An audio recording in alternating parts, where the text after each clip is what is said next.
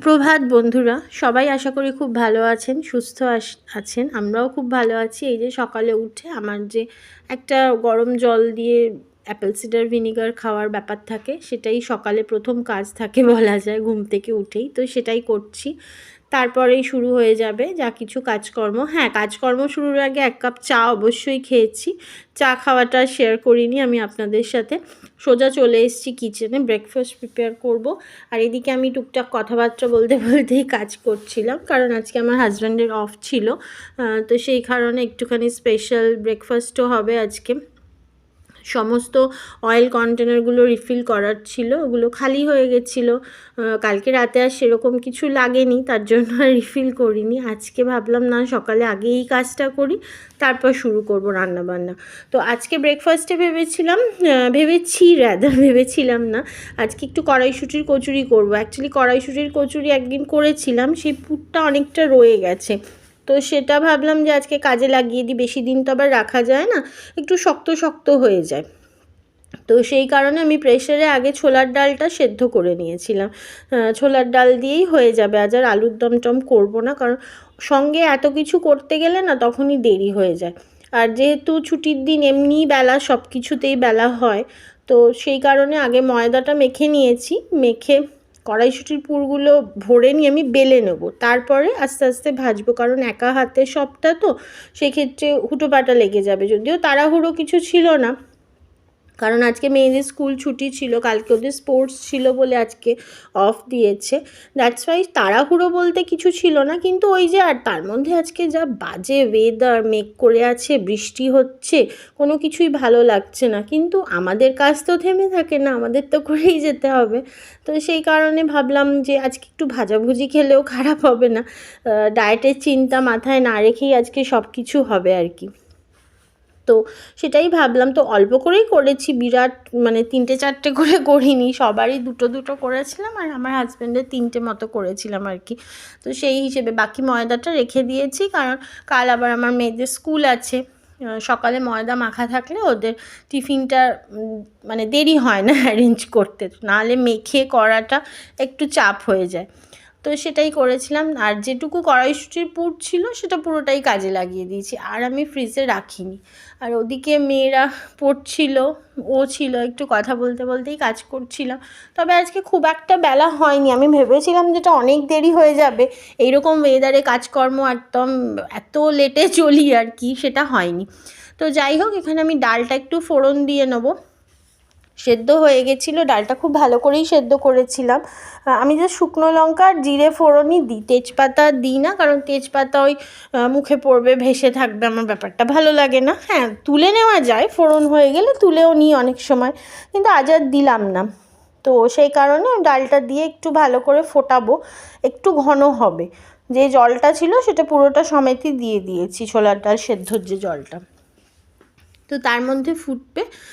তো সেই সময়টুকুর মধ্যে আমি কড়াইশুঁটির কচুরিগুলো বেলে নেব।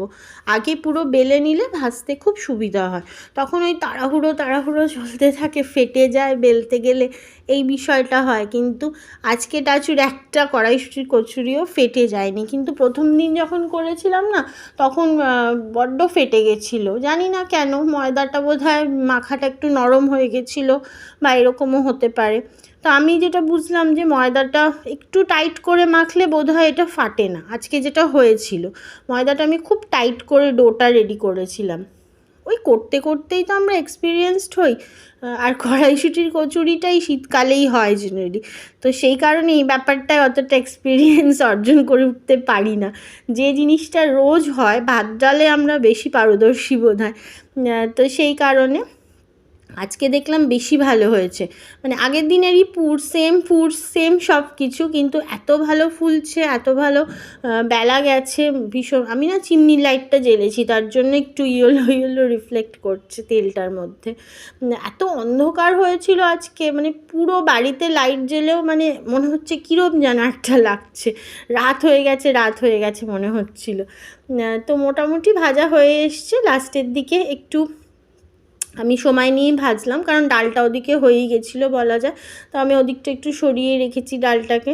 তো ভাজতে ভাজতে কথা বলছি, হাসছি, সবই চলছে আর কি। মানে আমি ক্যামেরার দিকে তাকিয়ে হাসছি, নট দ্যাট আমার উল্টো দিকে যারা আছে তাদের সঙ্গে কথাবার্তা বলছি, হাসছি। তো সেই করতে করতে ভালোই কেটে যায় সময়টা। আবার তো কালকে অ্যাজ ইউজুয়াল মেয়ের স্কুল, হাজব্যান্ডের অফিস, সারাদিন একা একা কিছু কাজ থাকে না সেইভাবে। আর যেটুকু থাকে আজকে করি, এই আর কি। তো সেই জন্য ভাবলাম আজকেই ভালো কিছু হয়ে যাক। তো এই যে আমার কচুরি হয়ে গেছে, খুব খুশি আর কি, এত তাড়াতাড়ি হয়ে যাবে না আমি ভাবতে পারিনি। তো এখানে নিয়ে নিয়েছি আমার হাজব্যান্ডের এটা থালিটা আর কি, 3টে কচুরি দিয়েছি, ডালটা করেছিলাম সেটাই। তারপর আমরা এখন সবাই মিলে খেয়ে নেবো। আমার মেয়েরা খাটে বসে পড়ছে, ওদেরকে ওখানেই দিয়েছি, আর আমি নিচে বসেছি, কারণ বিঙ্গো নিচে থাকে। কড়াইশুঁটির পুরটা ভীষণ ভালোভাবে পুরোটার মধ্যে স্প্রেড করে গেছিলো, এত ভালো হয়েছিল আজকে। সবাই সেটাই অবাক হয়ে যাচ্ছিলো যে আগের দিন তো এত ভালো, আমার তো আগের দিন খুব একটা ভালো লাগেইনি। আমরা লাঞ্চে করেছিলাম সেদিন আর কি কড়াইশুঁটির কচুরি, ভাত খাইনি সেদিন। তো আজকেরটা যেন ভীষণই ভালো লাগছিল খেতে। তো সেটা নিয়ে কথা বলছিলাম। আর এদিকে বিঙ্গোবাবু সমানে খেয়ে যাওয়ার বায়না করছে। আমরা যেটাই খেতে বসি যেটা নিয়ে, ওর সেটারই খাওয়ার ইচ্ছা জাগে। আমি তো দিলাম না যেহেতু তেলে ভাজা, কিন্তু ও বাবির কাছে গিয়ে সমান তালে খেয়ে যাচ্ছে উল্টো দিকে। তো আমরা খেতে খেতে একটু কথা বলে নিচ্ছি। তারপরে যে রান্না বান্না হবে লাঞ্চে, এটা খাওয়ার পরে আর মনে হচ্ছিল না যে লাঞ্চ করতে পারবো, কিন্তু যেহেতু আমরা অনেক দেরিতে লাঞ্চ করি তাই অসুবিধা হয়নি আর কি। তবে খুব একটা লাঞ্চে আমি ঝামেলা বাড়াইনি, হালকা পাতলাই করেছি। হালকা পাতলা না, মানে আমার বাড়িতে চিকেন ছাড়া হালকা পাতলাও হয় না আর কি। তো আজকে চিকেন হয়েছিল, সেটাই করেছিলাম। আর সোনারও চিকেন করতে হয়েছিল, বিঙ্গোর চিকেনও ছিল না আজকে। দেখুন কীরকম খাচ্ছে ওর বাবির সাথে। আর পেছনের চেয়ারটা না একটুখানি মানে ইগনোর করবেন, ওটার মধ্যে সমস্ত আমাদের শীতের জামা কাপড়গুলো আমরা ডাই করে রেখে দিই, মানে আমি, আমার মেয়ে, সবাই রেগুলার বেসিসে পড়ি। দেখুন আমাদের মতো মিডল ক্লাস ফ্যামিলিতে এটা সবাই করে, আলাদা করে ভিডিও করছি বলে যে সাজিয়ে গুছিয়ে রাখবো তা নয়। তো যাই হোক, এদিকে আমি চাল ভিজিয়ে ফেলেছি, ভাতের জলটাও বসিয়ে দিয়েছি, আর এতটা ডাল আমার রয়ে গেছে। আর ওদিকে বিঙ্গোর বেড দেখা যাচ্ছে। ওই যে বললাম আমরা তো মিডল ক্লাস, সব কিছুর মধ্যে মানিয়ে চলতে হয় আমাদের। আর এদিকে চিকেনের সমস্ত প্রিপারেশন করে নিয়েছি। এদিকে হবে একটা ধনেপাতা টমেটোর চাটনি করব। রসুন ছাড়িয়ে নিয়েছি, কাঁচা লঙ্কা, টমেটো আর ধনেপাতাটা বেটে নেবো মিক্সিতে, তারপর যা কিছু করা। এদিকে পেঁয়াজ আর টমেটো তো কেটে নিলাম, আদা রসুন বাটা আমার ফ্রিজেই থাকে। আর ভাতও ফুটে গেছিলো, এগুলো করতে করতে ভাতটা ফুটে গেছিলো। আর এই চিকেনটা সোনার হয়ে গেছে, প্রেশার কুক করে নিয়েছি, ওটা ঢেলে নেবো। আমি ওই প্রেশারেই আমাদের চিকেনটাও করে নেবো, প্রেশারে করলে একটু তাড়াতাড়ি হয়ে যাবে। ওই যে বললাম আজকে যতটা দেরি হবে ভেবেছিলাম ততটা কিন্তু দেরি হয়নি, যথেষ্ট তাড়াতাড়ি হয়ে গেছিলো।